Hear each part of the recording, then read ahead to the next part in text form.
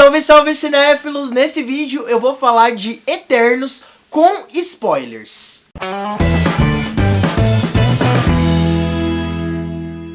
Cara, um dos filmes que eu tava mais animado pra assistir esse ano, finalmente novembro chegou e com ele veio Eternos, dirigido por Chloe Zhao, que é a diretora vencedora do Oscar de melhor diretora pelo filme Nomadland desse ano, que inclusive também ganhou como melhor filme e também ganhou como melhor atriz por Frances McDormand. Então assim, com certeza que a expectativa pra direção estava bem grande e pra mim ela foi suprida sim. Esse vídeo será dividido mais ou menos em 3 partes. Primeiro, entenda o que são, quem são os Eternos. Depois, a minha opinião com spoilers sobre o filme. E depois, pra finalizar, as 2 cenas pós-créditos que tem em Eternos. Se você tá nesse vídeo, então provavelmente você já assistiu ao filme. Vou avisar de novo que o vídeo inteiro contém spoilers, tirando a parte, claro, que eu vou explicar agora no começo, quem são os Eternos. Os Eternos é uma raça de seres imortais que foram criados pelos Celestiais há milhares e milhares de anos. Eles vivem na Terra, convivem com os humanos, mas foram instruídos a não interferirem nos conflitos dos mesmos. Então, tá lá, os Eternos no meio de todo mundo e eles estão lá, só assistindo as tretas do mundo todo, as guerras, impérios caindo, populações acabando, cidades sendo destruídas e eles lá tomando um chazinho de boa, trocando ideia, e lá imortais, só sobrevivendo há mais de 5.000 anos na Terra. É isso, os Eternos. Não, brincadeira. Eles foram criados em 1976 nas histórias em quadrinhos de Jack Kirby. Os Celestiais são uma espécie de seres cósmicos extraterrestres extremamente poderosos. E foram eles que criaram os Eternos, os humanos e os deviantes. Eles fizeram experimentos há anos atrás e foi dessa forma que foram criadas essas 3 raças, digamos. Ó, se eu falar alguma palavra aqui errada ou fora um pouco, me desculpa, mas é que são muitos termos pra se ligar. Mas vocês entendendo o contexto em si e quem são, isso que importa. Os Eternos, né, a partir desse experimento, foram seres que, digamos que foram acertados, né? Por quê? Porque eles não envelhecem, eles são seres super poderosos, cada um deles adquiriu um poder no decorrer dos anos, né? E eles são sinônimo, digamos, de anjos ou perfeição. Por outro lado, a gente tem o equilíbrio dos humanos, que são aquela raça que erra, que acerta, que destrói e que constrói. E né, todos esses anos, nesses milênios de anos, os Eternos foram instruídos a não interferir nos conflitos humanos, para deixarem eles se desenvolverem sozinhos. E isso é falado bastante no filme. E temos os deviantes, que digamos que são os demônios, né? Que é tudo que tem de mais feio, mal e monstruoso. E é legal que eles falam sobre o Thanos no filme, que eles não interferiram e que talvez aquela energia ali emanada do blip, né? Causado pelo Thanos, tenha despertado os deviantes da Terra, que haviam sido adormecidos nas profundezas e derrotados pelos Eternos há milhares de anos. Então os Eternos viviam em paz na Terra há milhares de anos, como guardiões, digamos, né?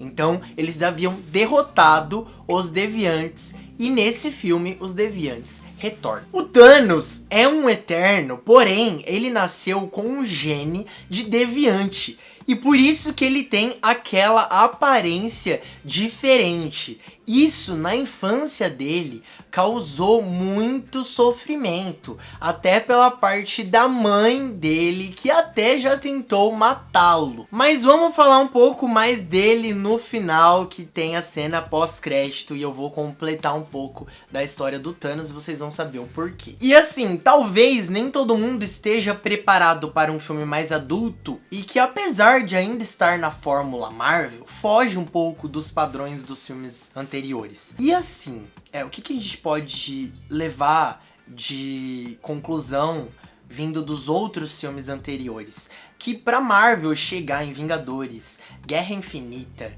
né, Vingadores Ultimato, ela levou aí mais de 10 anos, né, vamos pôr. Levou 10 anos. Então assim, foi uma construção de muitos filmes, sabe? Solos.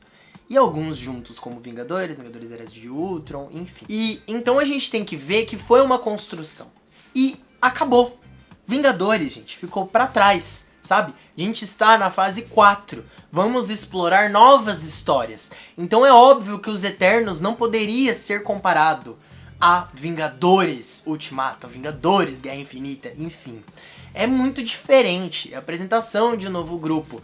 Então, a gente tem a introdução deles, então a gente vai construir isso a partir de outros filmes também. Alguns deles morreram, né, nesse filme, então não seguirão nos próximos. A gente tem a aparição de mais 2 personagens, digamos, nas cenas pós-créditos, que vão se transformar, um vai se transformar em herói, o outro já é. Então, assim, como eles vão interligar, sabe, todos esses personagens e esses filmes, são cenas dos próximos capítulos, mas que virão daqui 5, 10 anos que seja. Então talvez a gente pode esperar algo muito, muito mais grandioso quando for lá pra frente, porque é a minha visão agora, que eles estão construindo essa nova fase. Então por isso tô bem satisfeito com Eternos. Vamos falar agora da minha opinião sobre o filme.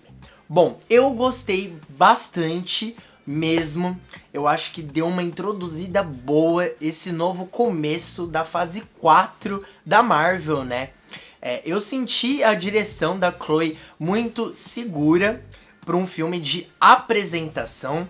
Eu gostei da introdução dos personagens. Eu acho que no começo ali ela soube mostrar um pouco de cenas de batalhas, como eles lutam, como mais ou menos eles estavam interligados. Depois, eles separados, cada um na sua vida, na Terra, o que eles estavam fazendo, até a junção, né, do grupo para aquele fim, né, para destruição da Terra, né, e depois salvação da mesma. Como é um grupo novo, né, digamos, no universo cinematográfico Marvel, que foi mostrado apenas nos quadrinhos, tirando, óbvio, o Thanos, a gente é apresentado a todos esses novos personagens. Então eu acredito que a Chloe fez um bom trabalho. Eu gostei dos atores escolhidos também para interpretar os personagens. Como todo filme Marvel, a gente com certeza espera cenas de ação, cenas de batalhas, né? Mas esse filme eu já fui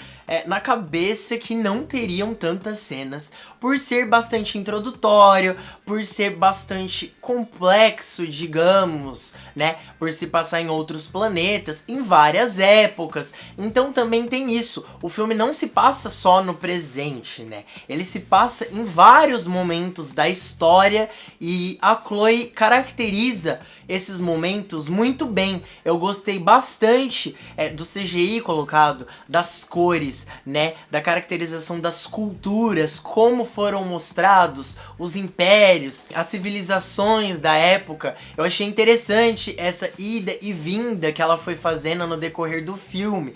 Então, tem uma parte do filme, digamos aí que, sei lá, 30% que se passa no tempo antigo e o resto no tempo atual. Então eu gostei bastante porque a gente pôde conhecer também um pouco dos poderes dos Eternos e tudo que eles fizeram no decorrer desses anos, né? O que eles interferiram ou não, a maior parte não, com certeza. A não ser o Drug, que ele queria muito interferir em todos os momentos, mas ele acabou que não interferiu ali. Falando um pouco sobre os personagens, eles, como grupo, eu não senti uma interação tão legal assim. Eu acho que eles funcionaram melhores em pares ou sozinhos. Eles são muito diferentes, né, um do outro. Eles têm personalidades muito fortes, eles têm desejos diferentes, né? Então, eles batem muito de frente um com o outro, querendo ou não. Então, por isso que talvez eu tenha sentido que como grupo não tenha sido tão legal. Mas eles funcionaram muito bem em tela, inclusive a escolha dos atores. E olha, por incrível que pareça, eu achei que a Angelina Jolie ia aparecer muito mais. E que a aparição dela seria mais impactante ainda, por ela ser muito famosa, né? Enfim. Ó, Kingo, Gilgamesh, Makkari e Phastos. Sem dúvida, os meus personagens favoritos, cara. Eles são muito bons, em especial o Phastos, né? E a Makkari. Que é... Gente, o sorrisinho dela, a covinha da atriz Lauren, cara, diz muito sobre ela. Visto aí de The Walking Dead, que quem assiste a série já reconhecia a atriz de lá. Que inclusive, né, ela está sumida por causa das gravações do filme que tava rolando. Mas ela vai voltar pra The Walking Dead. Atenção aos fãs. Eu gostei bastante do humor do Kingo e do Gilgamesh. E o que falar, cara, da representatividade que a Chloe trouxe pro Phastos e pra primeira herói surda, né, a Makkari. Então, assim, a gente percebe que todos ali sabem falar em linguagem de sinais. E é muito natural, sabe? Isso não é nada forçado, assim como o primeiro beijo gay, sabe? Do universo cinematográfico Marvel. Foi bem tranquilo, cara. Foi, sabe, assim, no momento certo. A família do Phastos, linda, na cena depois da batalha do final. O filho dele, a interação que ele tem com os outros personagens dos Eternos é muito maravilhosa. Então casou muito bem essas interações. E a Chloe arrasou nessas duas principais, né, representatividade. Que depois a gente tem também a caracterização de todas as civilizações, até da cultura indiana, quando a gente vê o Kingo, que é um astro, né, de Bollywood, já fez vários filmes no decorrer de muitos anos. Até que ele falou, meu tataravô, meu avô, meu pai, enfim. Ele ficou se passando por uma família muito bem sucedida de atores. Então, essa parte é muito importante e foi muito bem introduzida e muito bem representada. Temos também uma cena quente entre o Ikaris e a Cersei, que eu não imaginava que teria no filme. Os dois sem roupa, né? Fazendo movimentos. Não imaginava. Então, assim, é um filme bastante adulto se comparado aos outros. Então, eu gostei dessa tomada de decisão, sabe? Deles fazerem essa pegada pra esse filme um pouco mais sério, sem piadinhas meio, assim, um pouco infantis que a gente às vezes via nos outros filmes, né? Então eu gostei bastante dessa pegada e talvez, eu acredito que essa fase 4 possa ser um pouco nessa pegada mais adulta também, os outros filmes. Qual é a premissa do filme, além da batalha, né, dos Eternos com os Deviantes? Também é a divisão do grupo, o Ikaris ali com a Duende contra os outros, porque eles queriam deixar o plano dos Celestiais seguirem em frente, de fazer a colheita, digamos, daquele planeta. Que o Celestial Tiamut, ele é um personagem que ele cuida dessa parte, digamos, é difícil citar em palavras, mas digamos que ele cuida dessa parte de fazer a colheita dos planetas, e os planos deles estavam para a Terra, só que os outros Eternos gostavam muito das pessoas da Terra, né, principalmente a Cersei, o Phastos, que tinha família lá. Então, assim, eles queriam salvar o planeta. E a Cersei foi designada pela Jack depois da morte dela, que foi o próprio Ikaris que provocou, porque ele queria que esse plano seguisse adiante. Então a gente tem a divisão do grupo que causa aí aquela batalha final, que é muito boa, inclusive. Eu acho que poderia ter sido um pouco mais longa, Sim, eu acho. Até talvez um pouco mais exagerada, porque os poderes deles são muito extremos. Poderia, mas fiquei satisfeito sim, porque tiveram outras batalhas também no decorrer do filme. E um filme como um todo, ele não é sobre isso. Mas que poderia ter sido um pouco maior? Poderia. Então assim, a partir disso, da morte da Ajak, os deviantes sugam, né, aquele poder dela de regeneração e cura. Por isso que eles se tornam mais fortes, né, na luta contra os Eternos. Vamos agora para a parte final do vídeo, que são as duas cenas pós-crédito. Vou citá-las aqui e tentar explicar um pouquinho. A primeira cena pós-crédito aparece o famoso cantor Harry Styles, que foi membro do One Direction e já participou até de Dunkirk, que é um filme que eu gosto bastante. Ele aparece ao lado de um personagem pequeno, que parece ser o seu subalterno, e ele chega através de um portal, né, pelo que se parece, e todo desinibido, né, todo cheio de pose, já com um sorrisinho. E por que, né, que o personagem tem toda essa marra? O personagem dele se chama Eros, ou como ele gosta até de ser chamado, Star Fox. Ele é um Eterno, irmão mais novo do Thanos. Eles são rivais e eles nunca tiveram uma boa relação desde a infância e adolescência. Enquanto Thanos era muito ganancioso, se preocupava com o poder, o Eros gostava de curtir a vida, levava a vida numa boa, era muito garanhão, estava muito preocupado em conquistar mulheres. Thanos sempre sofreu na sua infância por conta da sua aparência. Ele tem um gene de deviante, por isso que ele tem aquela aparência diferente. E a mãe dele já até tentou matar ele, inclusive. Já o Eros, ele foi muito mimado, né? E ele é mais belo, ele nunca teve problema com isso, sempre foi garanhão, sempre conquistou as mulheres, então sempre rolou essa rivalidade dos dois. O Star Fox tem super força, ele voa, ele produz um campo de força que permite viagens aquáticas e espaciais e também possui telequinésia. O foco do poder dele é a sedução.